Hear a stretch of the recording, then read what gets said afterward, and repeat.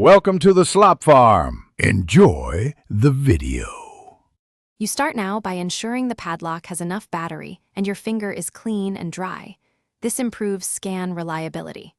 Once charged and awake, press the Enroll or Power button to enter fingerprint setup mode. Make sure you're in a stable, well-lit area and avoid moving the lock. You should see indicator lights or hear a tone confirming enrollment mode. If prompted, choose user slot 1 or a free slot. Begin the first scan immediately to capture a baseline print. You now capture multiple scans for one finger. Place it flat and centered on the sensor, holding still for 2 to 3 seconds each time so the padlock can read ridges clearly. Once done with the first position, rotate your finger slightly and repeat to record edges and different pressure. Make sure to enroll 3 to 5 scans per finger to build a robust template. If the lock prompts for additional fingers or confirmation, follow the tones and lights, and avoid touching the housing between scans. You finish by testing the lock 3 times with the newly enrolled finger to confirm consistency.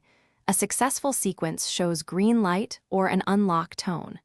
Once verified, add a backup finger or set a PIN if available so you have redundancy. Make sure to secure documentation of any admin code. If the lock fails to read, clean the sensor gently, reseat the battery, and re-enroll the finger. Re-enrollment usually resolves false rejects because it...